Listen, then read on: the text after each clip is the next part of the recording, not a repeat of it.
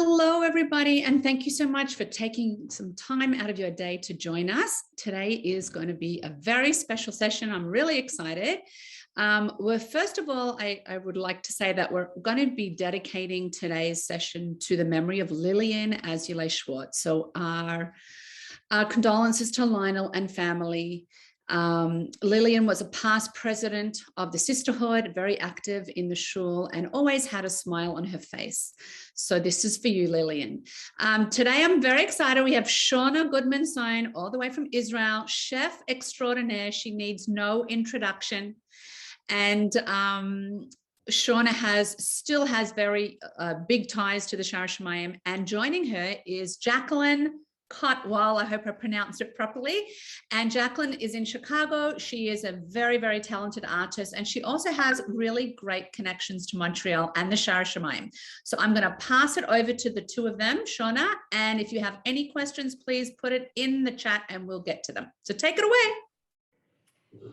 Hey everybody, it's so great to be here and talking about Jackie's connections. Jackie also has a connection to me, which I'm extremely proud of. And we met during my Toronto days, way back in my newlywed days. And of course, met through doing some volunteer work, which is where you find the bestest of friends. And Jackie at the time was heading up at Mazon Canada in Toronto. And we were actually the Shaar Hashomayim was just getting going, the Mazon Food Fest, which was such a smashing success. So speaking of about smashing, what Jackie and I found ourselves doing was smashing her grandmother's dishes that had clearly fallen off of her shelf. And we had a Wednesday play date when she had no work and I wasn't working. And we got to know each other by gluing pieces of her grandmother's dishes together onto trays. And the best conversations start happening when you're doing something with your hands, right? So that was the beginning of a beautiful friendship that continues on to today. And this is really our dream come true, being able to collaborate on something personal from our hometowns, from roots, and sharing stories. So we're in for a treat. I know I'm excited about this opportunity and even adding another layer of dedicating this class to the memory of Lillian, and who interestingly has incredible connections to Jackie. So I'm going to pass it over to Jackie. And this is what we're going to be doing. We're going to be bouncing from Ra'anana to Chicago to Michaela at the Shaar. And to all of you guys, we can't see you, but you're with us in our homes as we will travel back to the history of Montreal through beautiful artwork and through your stomachs as well. Shawna, what an introduction. And I hope you and I don't break out into the giggles in the middle of this. We might. But the one thing you didn't mention was who our matchmaker was. And that was your mom. What an incredible gift she gave to us, introducing us to become best friends. We had our babies together. And I still laugh when I think, you know, here you are, this chef, and the first piece of food I ever gave you was a peanut butter sandwich. I don't know where I found the nerve to do that, but you still say it was the best peanut butter sandwich you've ever had. Yes. So again, I also want to speak a little bit about Lillian. Lily was my cousin, and she, you know, I guess through time, you lose touch with family. It was nothing in particular. It's just life goes on. And through this art project where I wanted to explore 5 generations of Jewish life in my family through my art and storytelling, Lily and I reconnected, and it was such an amazing thing. And to just tell stories and corroborate the things that I was talking about, that I got it right. I messaged properly with the things I wanted to say. And as recently as 3 weeks ago, Lily saw that I was going to be speaking here at the Shaar, and she was very excited that I was going to be doing this. So I am heartbroken with the rest of the family, but I do know that a lot of them are present today participating. So I'm so grateful that we're able to do this in her memory. So Shawna, let's talk about what we're going to do today. So we want to kind of explore family, storytelling, art, food, memory. And we're just going to go back and forth. So what we're going to do is show some of the paintings that I made. I'm going to read some of the stories and or talk about them, and then you'll go back and cook something that sort of connects, right? Right. So what I wanted to do, as I mentioned, is this is an art and storytelling series that I did where I dug up old family photos, and I wanted to just look at Jewish life as it evolved from one generation to the next. In many ways, I'm concerned about Jewish identities, particularly here in the United States. I see the assimilation just raging, and I wanted to see, you know, how Judaism changes and how Jewish identity shifts from one generation, with the choices that we make that either help us connect more to our Jewish identity or that kind of break ties. So in this process, what I did was I would go to my parents' house, dig up the old family photos, and then sit down with my mom and ask questions.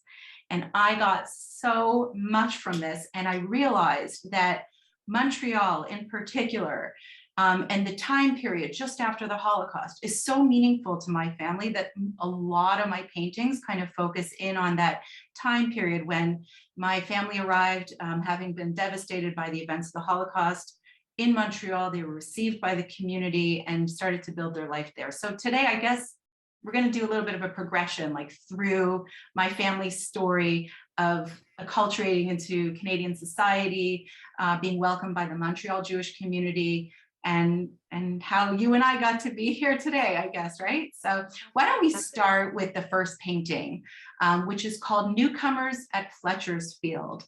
So I thought this was an interesting piece to start with. I wish it was a little bigger, but what are we going to do? Anyway, what you have here is an image of my father, who's in the center on the ground, sitting in the park at Fletcher's Field, which is across from Jewish Immigrant Aid Services. And I'm going to read the story that goes with this, and I'll talk about it a little bit, and then Shawna, you'll take it away. Okay, so here's the story. I'll just get my reading glasses. Okay, Newcomers at Fletcher's Field. This painting is based off of a photo that was taken in 1949. And here's the story.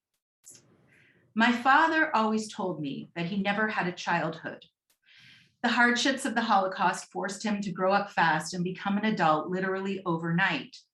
In 1949, when he was only 16, that first summer in Canada, his social life mostly included people much older than him. As Holocaust survivors, these people found community with each other.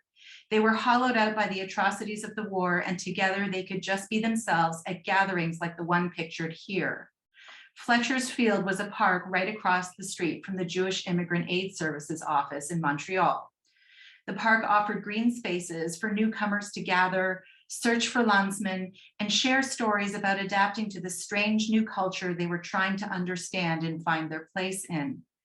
These people did not want to be at the receiving end of community assistance. They just wanted to get on with life, rebuild their families, and contribute to the country that had taken them in. So, Shawna, I think we talked about like how the newcomer adjusts. And a lot of what that is taking recipes and making them make sense to feed their families. And I think today you wanted to do a pea soup recipe, which is, I guess, a traditionally Quebecois dish with ham in it. And clearly, I don't think, you know, a traditional Jewish family is going to use ham. Maybe some will, but no ham in Israel. No ham in Israel. So Shawna, why don't you take it away and teach us a little bit about pea soup? And I love pea soup, actually. I think it's so good. I didn't think of it as a honestly, Quebecois dish. The first time I ever even had pea soup, Jackie, was at the Hashomayim when I was a little girl. And they used to have Hanukkah fairs, like a little bazaar on a Sunday. And if Carol Koffler's online, she was like the master of this, and she was very involved with the Sisterhood, and always back to Sisterhood, the women who, you know, create the pulse of the shul. And I vividly remember going into the kitchen. I'd never been into the back of the kitchen, and these huge pots burping literally this green soup that was so delicious in a styrofoam, God forbid we'd ever use styrofoam today, little cup. And I just remember it was just like with our moon boots, running around in our corduroys, running around, and it was just such a comforting soup for me. And so when I think about being a newcomer, and I think about, you know, you take what you have from, you know, the place that you came from, and you adapt it. So yes, the French Canadians add the ham hock. Maybe, you know, my mother honestly used to add a hot dog. So, you know, that was the rosy that, you know, we'd get in and go, well, I let it freeze. I honestly don't use any meat in it because I don't think it needs it. And I'm not really a lover of the hickory dickory smoky flavor. But again, if you want to add that, there's even smoked seitan you can add. There's so many different ways you smoke paprika. But really, I'm going to keep it very traditional. And because, you know, I know there's, you know, a whole resurgence going back to our roots, going back to comfort flavors. And what's amazing about Israel is that all these comfort foods from all these mommies' kitchens are fiercely alive. And that's what's in fashion here. So it's the eclecticism and the juxtaposition of, you know, using ingredients from one culture to another that is, you know, bringing so much innovation. But at the heart of it, it's in, you know, the home, and it's the comfort foods that really what people are craving. So we're going to start with soup. I love soup. Soup stretches incredibly. And, you know, Jackie's also from Toronto. So pea soup at United Bakers is like a fixture too, right? So I can't leave that out. I'm married to a Torontonian. I'm live with my bestie from Toronto. So I have to include United Bakers pea soup, which often uses noodles inside, some egg noodles to thicken it up. Which is something you can do. My recipe, again, it's just one version. You can play with it, do whatever you want with it.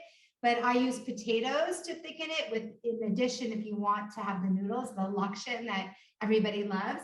But if you even don't have potatoes in the house, and I just came back from 3 days from being away and I was in quarantine, so my pantry was pretty bare. So if you don't have fresh potatoes, you can always use barley as well, which you keep in your pantry sealed up. And that's a wonderful addition. If your soup ever feels like dishwater, you will thicken it up with some barley along with all the yummy, healthy fibers to it too. So we're going to cook the soup. And whenever time you're cooking a soup, you want to start off with the main ingredients, which is like onions, carrots, and celery. That's called a mirepoix. And I did a little bit of a head start here. I cut it up to, you know, to be like a TV show, because that's what we only have together, another 45 minutes. So I want it to be as rich and as productive as possible. But everybody should have the recipes. And if you don't have the recipes, follow along, sit back, email me. I'm at chefshawna@gmail, or Robin at the Shaar is accessible. Put it in the chat box. Maybe they can put the recipes again in there, but they are yours to keep. There are no secrets. I have not left anything out, except for Myrna emailed me that I did forget to tell you what size pan. So when I get to brownies, I will tell you what size pan. So thank you, Myrna. A big shout out for emailing me beforehand. So anytime we're starting a soup, you want to start off with a proper soup pan. And, you know, you eat with your eyes, you cook with your eyes. And if you don't have fun things in your kitchen that spark joy, you're not going to want to cook. Okay, so pick a pot that talks to you, that you want to actually pull out, that's not too heavy, that you don't have to go to your basement, that's not still in the box, that doesn't need to be shined, something that's accessible, because soup is accessible and cooking should be as well. So I'm cooking on a burner here, so we're a little bit of camping, and I'm heating up my pan in here. I'm just going to put a little bit of some canola oil inside. You can use any oil that you want. If you want to make it dairy, you can add butter if you want. I'm keeping this pareve. And what I'm going to do is heat up the pan. And if anybody has questions, this is live, throw them in the chat box. They will be read to me by Michaela and Jackie.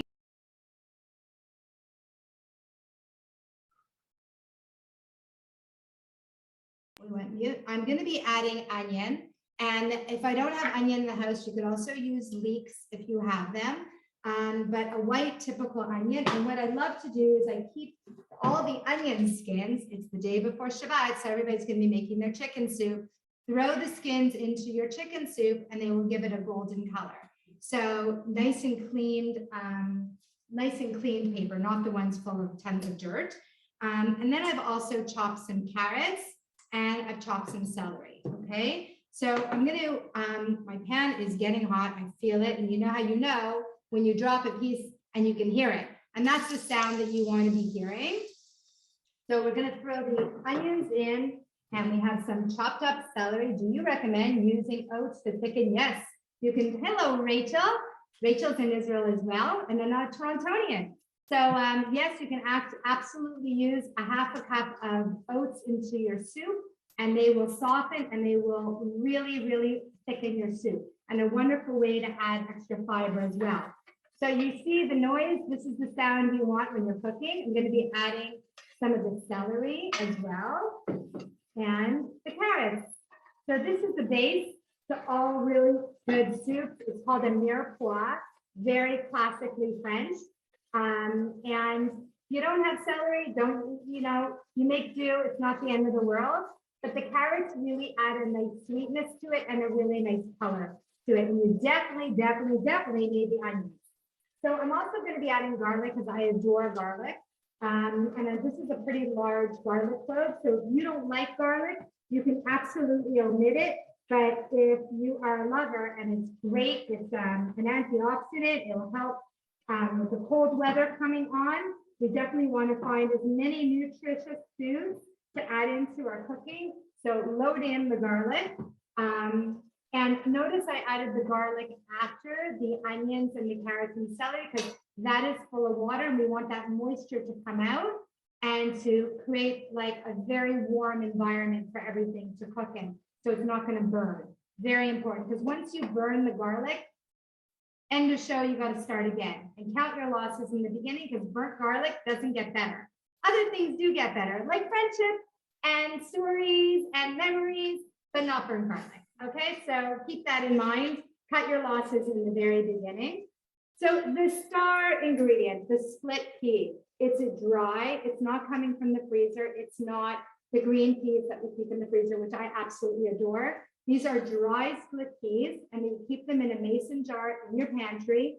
I like jars because I can see through jars. And if I can't see it, I'm not going to use it. So keep that in mind. Anything in your fridge that's wrapped in foil, you're never going to eat it. Okay, just FYI. So if you're watching your waist, try to always think clear. So I'm going to be adding these peas, and they have been rinsed and strained in a strainer because these come from the earth. This is like God's gift, but they have rocks. So you're going to sometimes go, ooh, here's a rock, not so good for the teeth. So just pull them out, take that extra second to do it because it will save you a lot of heartache. Can you soak them overnight, Shawna? No, you do not need to soak them. That's the beauty, Michaela. Okay. You just use them because they're split.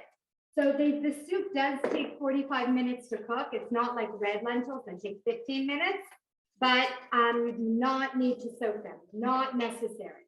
Okay. Okay, so we've added the peas, the carrots, the celery. It's very dry in here. If you are a curry fan, you could throw a tablespoon of curry in here. If you love curry, we're going to keep it very traditional today. So what I'm going to be doing is I'm going to be adding some water, and then if you have vegetable stock or chicken stock, you absolutely can be using that because that will just even add more richness to it. But often we don't have it, so I want to be realistic. Water is perfectly fine. No one will send it back, I promise you.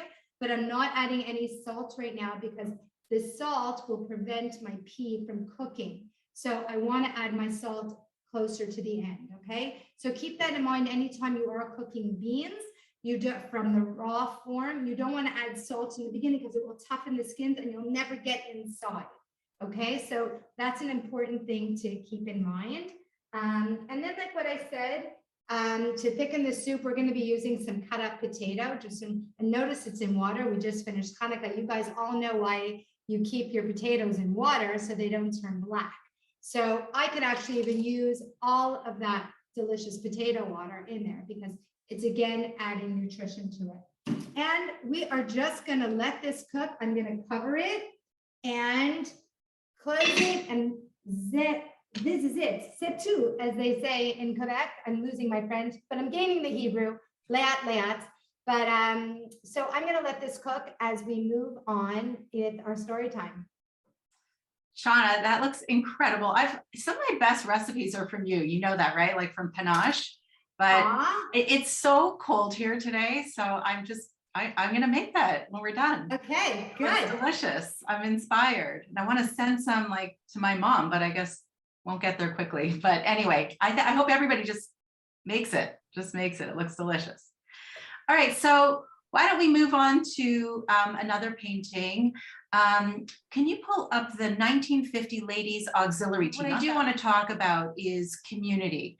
And it was important for me to recognize that as my family found its way into Canada and made their place, there was a really important effort done by the women, as particularly, who came together to fundraise, to provide for the needs of the immigrants, to make sure that they had scholarships to summer camp programs or to Jewish schools or to really anything, clothing banks, you name it. Those were such powerful women. And I personally had an incredible experience, certainly Shawna, with your mom when I worked at Mazon. I think I really experienced the best of the best in terms of fundraising efforts by women, with Roz, with Dodo Hepner. Oh, there it is. That's the one I wanted.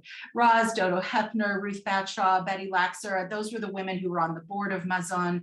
And I remember coming to the Montreal Food Fest at the Shaar and being so inspired by these women who not only made it gorgeous, but they had such a can-do attitude and a real flair and a sense of fun. And so all of it combined added up to really helping others. So this painting here is called 1950 Ladies Auxiliary Tea for the United Jewish Welfare Fund. I think these women are actually based in Toronto, but women like them were doing this all over North America as the refugees were coming in the late 1940s, early 1950s.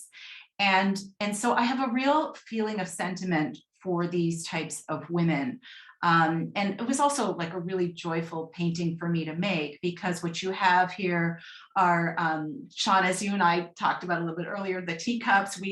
Shawna introduced me to the joys of going to flea markets and finding mismatched teacups and then breaking them and then putting them on plates and platters and whatever. But making a gorgeous table, the tablecloths, the baked goods are there. I looked up like what kind of cookies and things would you see at a bakery, a Jewish bakery in the 1950s. So you have like the black and white cookies here. And I also love the artist Wayne Thiebaud. So I have a little nod to him with some of the cakes there that are similar to the ones he painted.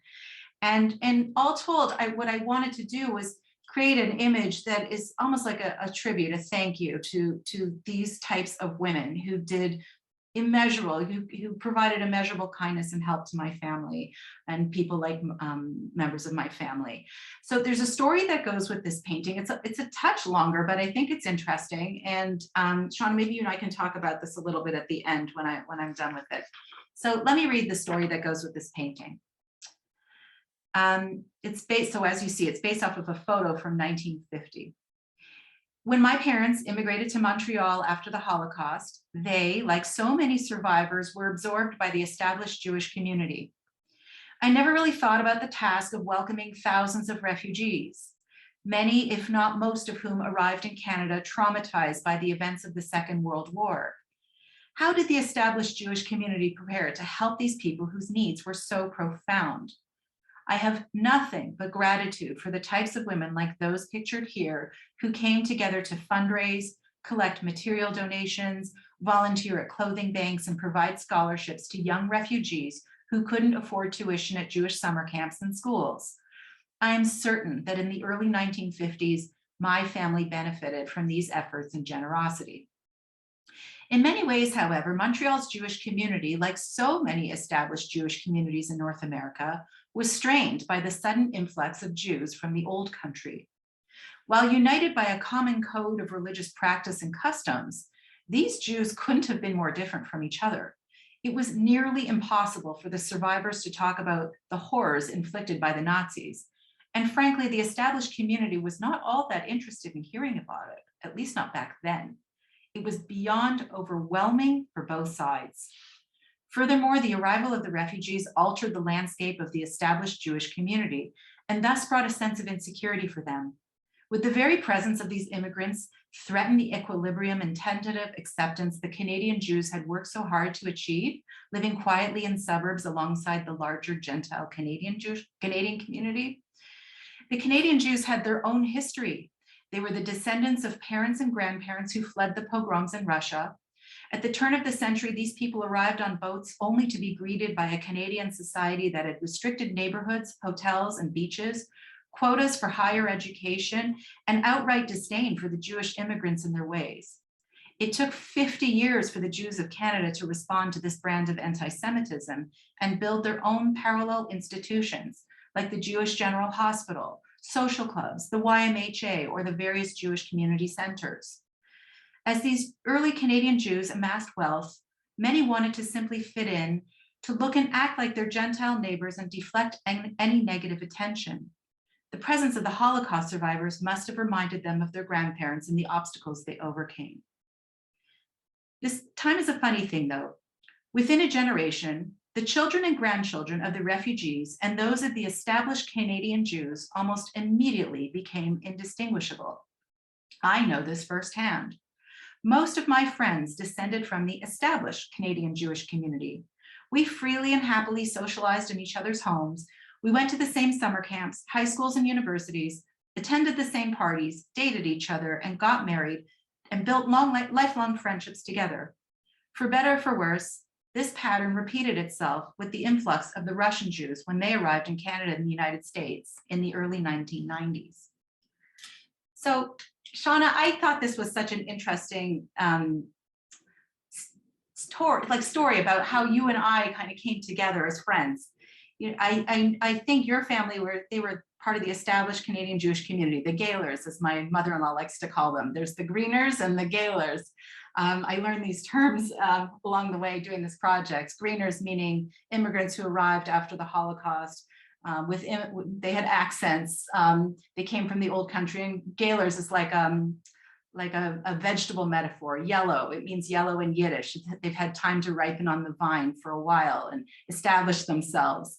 And yet we see, like, even if our parents' generation had some kind of social divide, some sort of difference, that the Holocaust survivors, with the trauma that they had to work out, wanting to keep to themselves and stick together, it disappeared with us, right? Like, here we are, two friends, we met, whatever our parents went through just kind of disappeared for us, and we just picked up and continued on building the Canadian Jewish story. Just thought it was an interesting part of our history.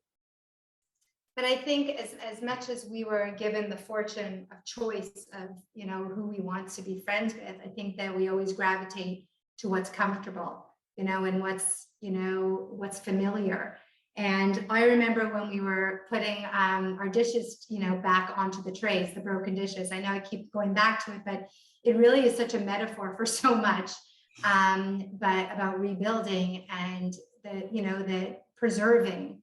But I remember, you know, talking about going to Jewish people's school and my Hebrew teacher, Mora Hershkoff. And you said, Mora Hershkoff, she's my aunt.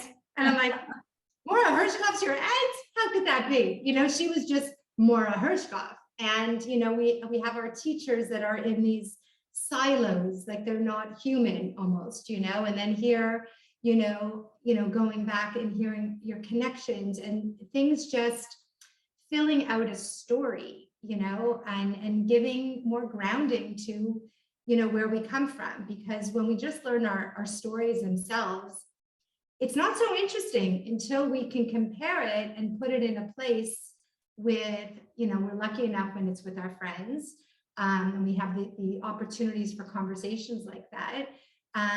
But just in a general place of history, I mean, I studied art history, and I only realized, you know, I studied Jewish history all through day school, and then I went to university and studied art, and then like, oh my God, I know the history from my Jewish history classes. So what's going on during the time, you know, I'm hearing about it through art, but going, wow, gosh, what were the Jews doing when, you know, Michelangelo was painting? And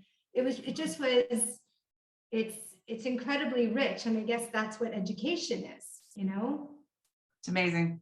As I listen to you, I just see another reason why you and I are good friends. All right, so why don't we, okay, you are going to make one more thing, but I'm just going to show a little bit more of my artwork. Let's go to the next painting. It's called The 4 Questions on Jean Mans Street. And we're going to laugh because I pronounce Jean Mans like the Greeners. I know it's Jean Mans. I even went to French immersion, but oh my God, I keep watching it. In any case, my grandparents lived in a duplex on Jean Mans Street. And I found this image. It's a 1968 Seder. My cousin Helen is in the front row. That's Lily's sister. You have all of my relatives here. And I'm going to read the story that goes with this, and then I'll talk about it a little bit more. Okay, so The 4 Questions on Jean Mans Street, it's based off of a photo from 1968. And here's the story. My mother's family lived in Montreal. Growing up, we didn't take many family vacations, so getting in the car and driving from Toronto to Montreal seemed pretty glamorous to me. We were 5 sisters stuffed into the back seat of the car, no seatbelts, and definitely no Wi-Fi. We just had Archie comic books and 8 tracks of Tchaikovsky to entertain us. The greeting we received from my mother's extended family upon our arrival was like walking on the red carpet on Oscar night. My grandparents' home was a duplex, and we had to climb 2 flights of stairs to get to it. I remember them standing at the top of those stairs, bursting to see us. Cousins, aunts, and uncles were all waiting to greet and hug the Kott sisters and my seriously attractive parents. As the grandchildren of Holocaust survivors, there was something about our generation. The older relatives regarded us as nothing short of a walking miracle on earth. And to see us participate in our Jewish rituals in the safety of Canada was a victory for them after everything they had been through.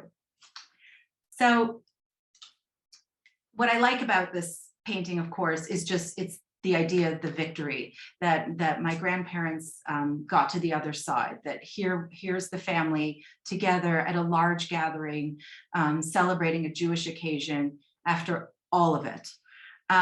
There's a couple of things going on here that I think is just sort of notable. And what I like to do when I paint these scenes is I try and conjure up smells, like cooking smells, singing sounds from seders, even like the smell of the wax burning on the candles.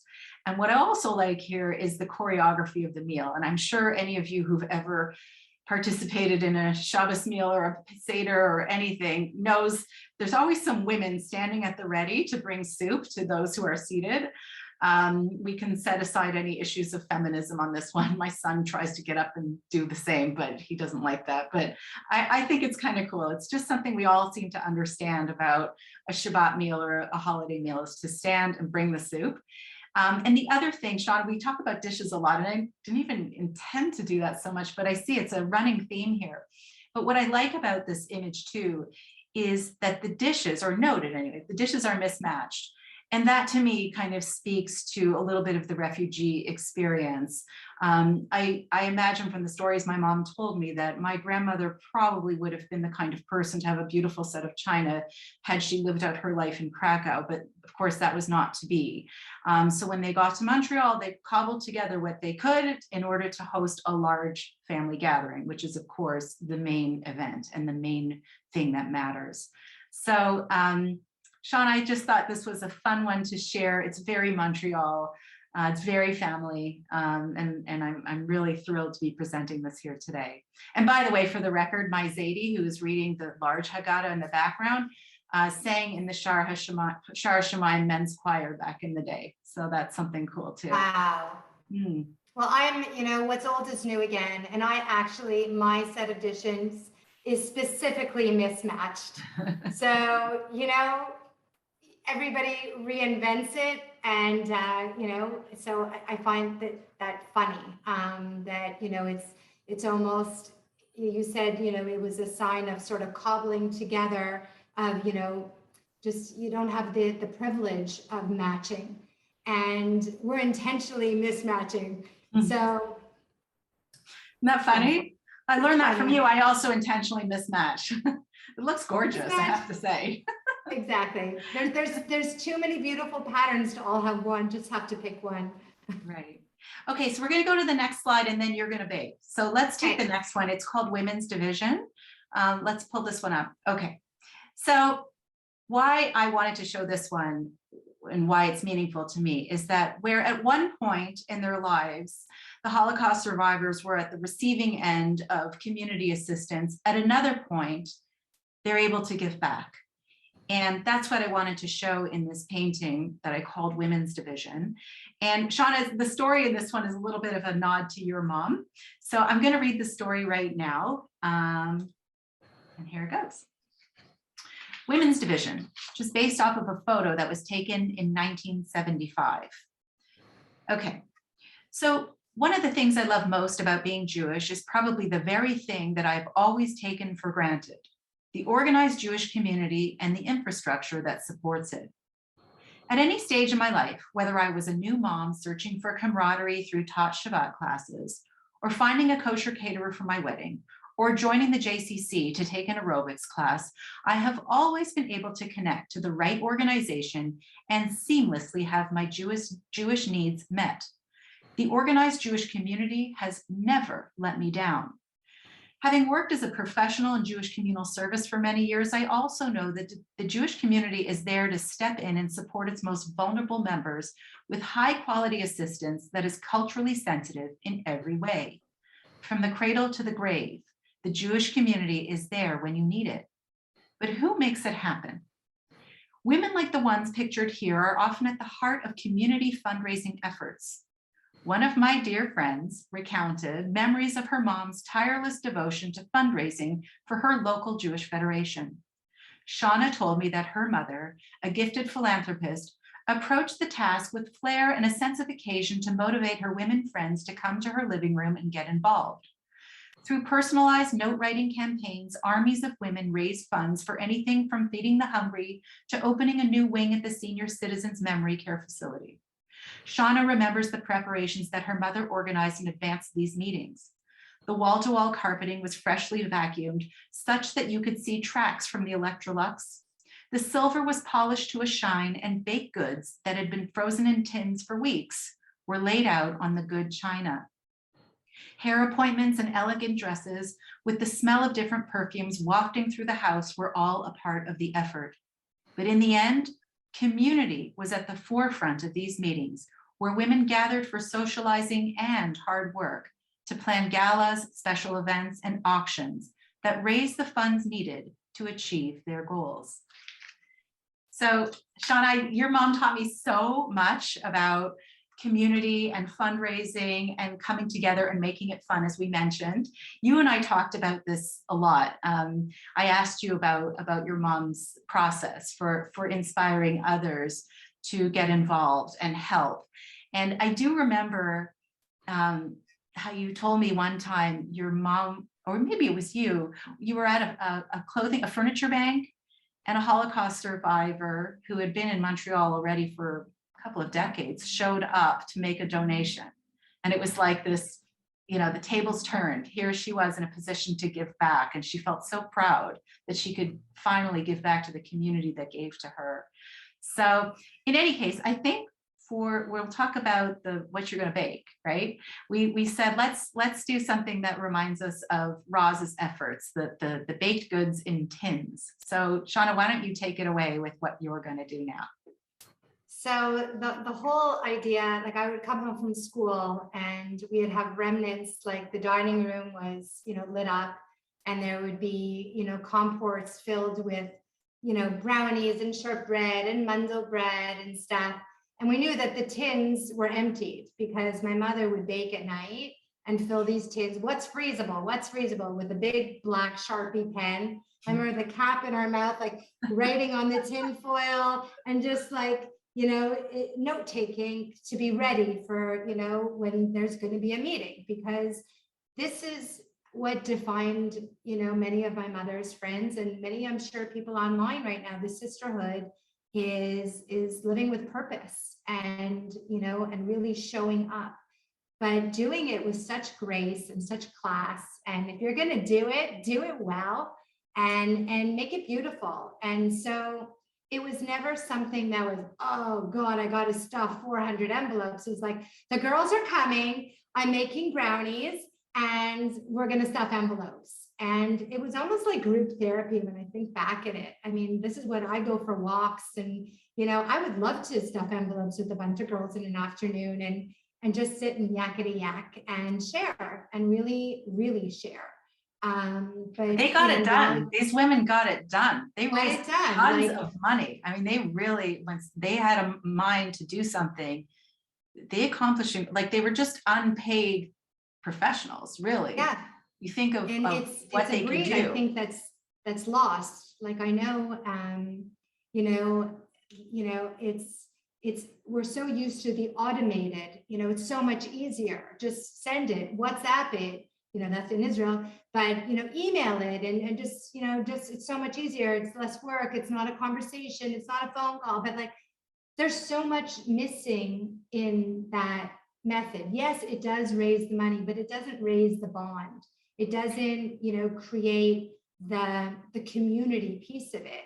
So I have to say, Montreal's special that way, though. I really do. I saw it in my professional work that there was something else, some other element going on in Montreal that I can't fully name, but the women there were just, I don't know. I remember your mom said, like, God is in the details. It's just that they were so incredible and so particularly gifted at that kind of fundraising. I agree. And, you know, we have a little synagogue here in Israel, and I'm like, you guys really need a sisterhood, you know, like, and I know everybody's trying to break away from, you know, committees and rules. I'm like, committees get things done. And I don't care, you know, what you say about it. It's the best, most wonderful, most productive way of getting stuff done. So back to brownies. I chose to do brownies, Jackie, because that I continue to bake them and freeze them and put them in tins. And I see that my kids would leave the tin a little bit open. So there's another generation of, you know, little friends that come visit the tins in at all times of the day that I don't know of. But I think the idea is thinking about something that is freezable, that is parev. It could also go dairy as well. Now you could even go gluten-free if you want. I can't make it vegan, this recipe, but it's very flexible, and it gives you the opportunity that you never say no to someone coming over, really is the idea. You will always have something in your freezer. So making it is super easy. I'm just doing it in a bowl and a whisk. You don't need a plug. You don't need any fancy gizmos. Most important is that you want to start with chocolate, because chocolate is delicious. And I'm using this regular bar of chocolate. I'm sure you can get it in the grocery store. You can do, Jackie, you're in Trader Joe land, so you can get Trader Joe's. But you want to use semi-sweet chocolate, not unsweetened. So semi-sweet and bittersweet are interchangeable, and you want to melt it.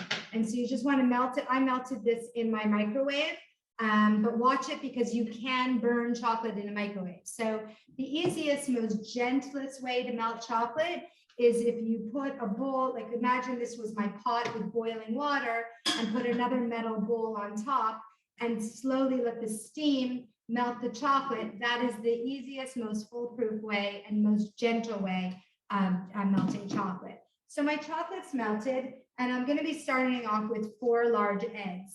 And it's important that I said large eggs, because when you are baking, it is much more exact, okay? And this is something you want to keep in mind, because the little differences of a small egg to a large egg, is significant.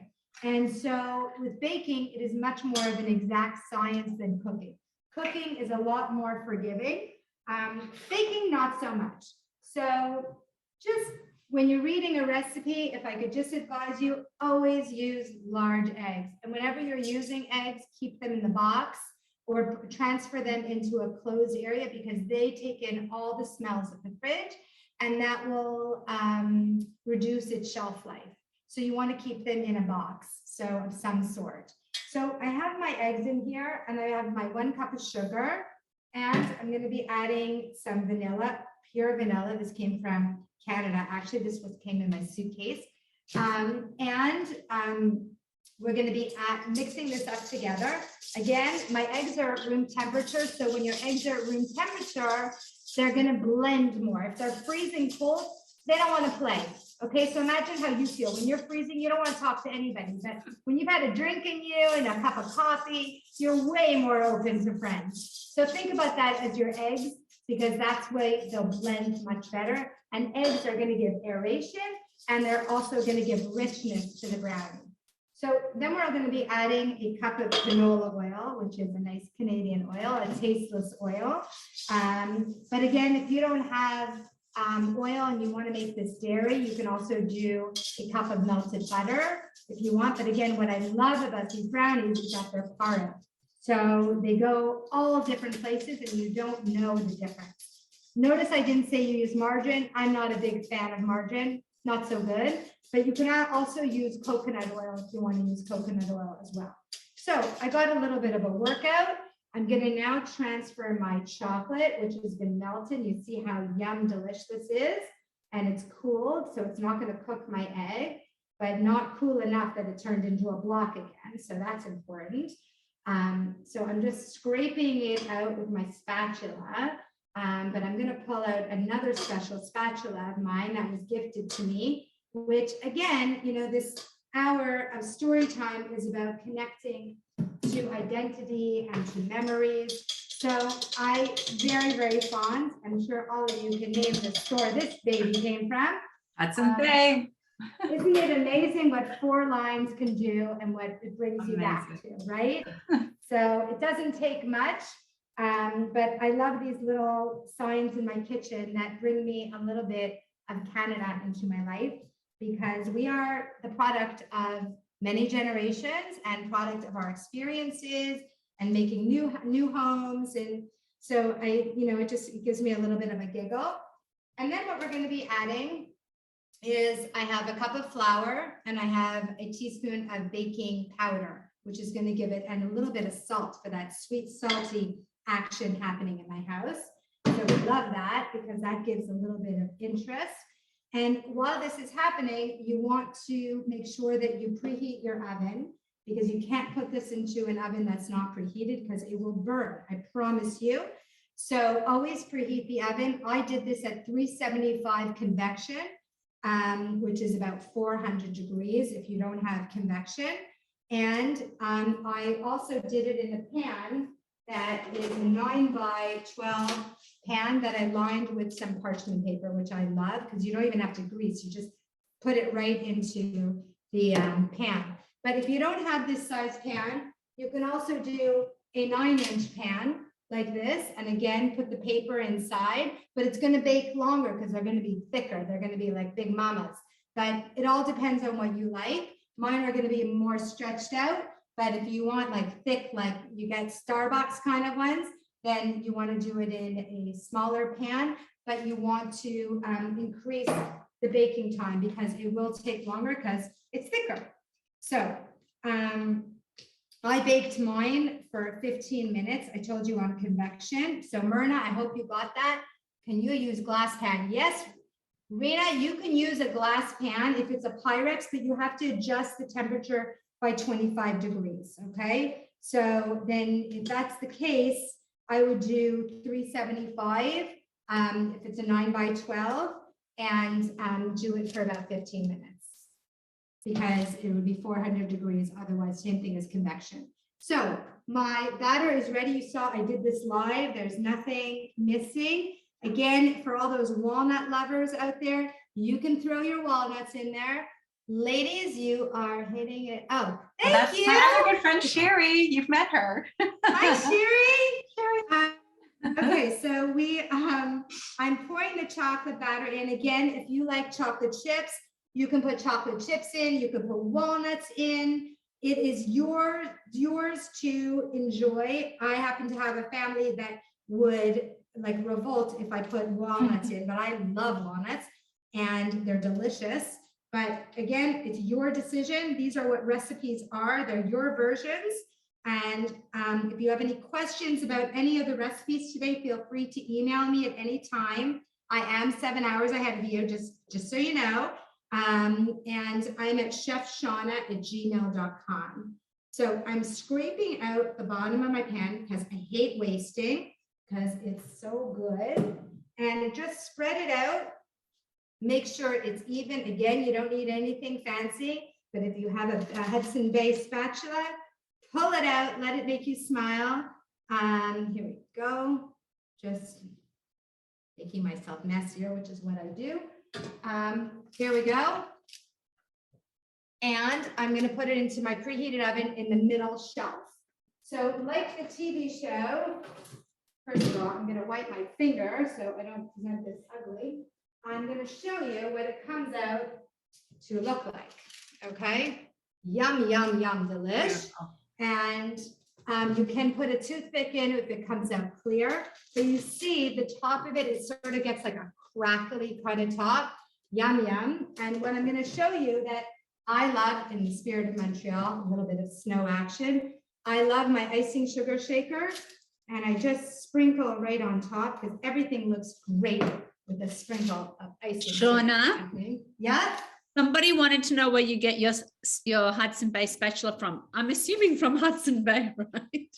A Hudson Bay was a gift from my friend Dana. So I'm yes, sure Hudson the Bay Bay has them. Yeah. Okay. And so what's great about the brownies is you want to wait till they cool to cut them. And you know, I always cut off the ends because the family loves the ends. But honestly, these are the best part. They're so chewy and they don't count as calories because they're just the ends. So just to show you how nice and thick these are, they're yum. They're totally fudgy. The trick with brownies is you don't want to over bake them. Okay, guys, I'd rather you err more on the under bake than over bake, because over bake, you can't even swallow them. Okay, so you want to make sure you keep an eye. Everybody's oven's different. So start yours at 13 minutes and see what happens. They're going to puff up and then they're going to come down, and use your toothpick as well. Okay, but they need to settle when they come off, and you always put them on a grill when they come out. You don't put them directly on the counter because all that heat underneath on the counter is going to sweat it on the bottom. It's going to be all wet.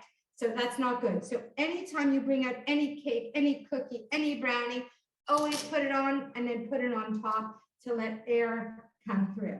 Okay. So the last thing, I'm just going to plate up the soup. Jackie, you can keep talking. I'm going to put the soup. So what I wanted to say to you, Shawna, as you made this dessert is thank you, because I live in an incredible Jewish community here outside Chicago, and we get together for Shabbat regularly as families. And my thing is to bring salad. So I'll offer, like, what can I bring? And it's okay if they say salad, but when someone says bring a part of dessert, like, I get palpitations. So it's just not my thing, but now I know what to do. So I'm going tomorrow night. I know what to bring. Thank you. Yay. Looks delicious. And send us your pictures. So just to show you the ending of our soup, I keep dill in a shower cap, and I know we all had these from our travels. Remember when you traveled? The skies will open again. I don't want dill on my chocolate brownies, however, but the skies will open again. Israel will be opened. So this is actually called shamir, and this is dill, beautiful. And so what I'm just going to do is take the dill, it's all been washed, and just chop it like with my fingers, put it right on top. And here is a bowl of the soup. Gorgeous. So if you can see, I don't want it to spill on my computer. Here we go. But it's super hot. It's got the potatoes, it has the carrots. And again, if you want it to be more pureed, you can use your zhuzh and, zhuzh it up. I mean, I remember with my kids, they didn't want to see anything in it. And then I would add noodles afterwards. So it would just be green soup with noodles. But, however you like it, but it does thicken up on its own. This is not pureed at all. This is the natural state of it. And it's a little bit of home. So. Oh my God, it's beautiful. So beautiful. I love it. All right, so Shawna, should I keep going here? Keep going. We've got 5 more minutes. Yeah. All right, so why don't we put up the last painting? It's called the Simcha, or a joyful occasion. And we wanted to show this one for a number of reasons. I'm not sure, this wedding might have taken place at the Shaar, but what I do love and remember is we used to love getting invited to weddings in Montreal generally because the catering was so good. And my husband and I always had the strategy during cocktail hour to stand right by the door where the kitchen was, and just let all the past hors d'oeuvres come by, and oh my gosh, the best. And it's funny, Sean, not funny, but yeah, I mean, you did mention the pandemic, and this story that goes with this painting, oddly enough, does connect to the pandemic. So I am going to read it to you right now. The Simcha, or A Joyful Occasion, which is based off of a photo taken in 1974. Here's the story. This is a painting I made at the beginning of the 2020 COVID-19 pandemic. Like everyone, I was at home in strict lockdown, anxious about the danger of being exposed to a virus we were only just beginning to understand, and fearful of the destruction it would bring. There were no vaccines on the horizon at the time, and we were just getting acquainted with the idea of wearing masks when we went out in public. Schools were shut down, families were being kept apart, weddings and graduations were being postponed. I needed something to do to keep me calm, and a distraction from my phone where I kept close track of the daily infection rates. This was my quarantine project, and it's lofty, with 31 faces to paint in a single image. I was drawn to this image because this was the group in my family who started their lives together in Krakow before the Holocaust, survived the war, emigrated to Canada, and built a new life. Every single person in this image was touched by the Holocaust in one way or another, including my older sisters in the front row, all of whom were named for great-grandparents who perished. When I see these people in their pink and purple dresses, celebrating a good occasion at a simcha after everything they've been through, it reminded me that dark times do pass. This quarantine and the virus will eventually end, and life will return. It always does. Amen. So, yeah, amen to that. I mean, I really, Shawna, thinking of you in Israel and not being able to necessarily easily visit, thinking of my family in Toronto and Montreal and not being able to come sometimes for sad occasions and for good occasions too. Thank goodness for Zoom. What an amazing thing that we can beam into each other from all over the earth. Absolutely. In real time. And being able to, do something collaboratively like this. And a big thank you to Michaela for thinking about us and for being open to playing with us as we put this hour together. So it takes a village, and we don't take it for granted. And I invite you all over for some delicious brownies that will be put in a tin if my kids don't eat them, and a beautiful cup of split pea soup that brings you back to the old times with a modern twist, and you could throw a hot dog in. I know what I'm making when I get off. It's cold here too, Jackie, so I'm going to be making soup. And I have to tell you, my parents were immigrants. They left from England and moved to Australia. So I do understand the whole connection with food and memories and community. So that's what it reminded me of. And all my memories growing up associated with food and remember where my dad was always, remember that place, we ate that.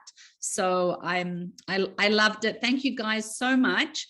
For everyone watching, thank you so much. And this was just a teaser with Jackie. We've actually asked her to come back on January the 18th at 7:30 at night so we'll have her for a whole hour. Shawna, we hope you'll be watching. It might be too late for you, actually. You'll probably be asleep. I'm gonna watch the recording. Exactly. But thank you so much from Israel, from Chicago. I totally relate about not seeing family. It's been 3 years for me. So I'm looking forward to seeing mine. So thank you. I hope everyone is writing lots of thank yous to you both, and everyone has lots of memories. I'm sure you brought up tons of memories with so many people. So thank you, Jackie in Chicago. Thank you, Shawna in Israel. Thank you everybody for watching, and we'll see you soon. Have a great day and a great night. Bye, everybody. Bye, everyone. Ciao.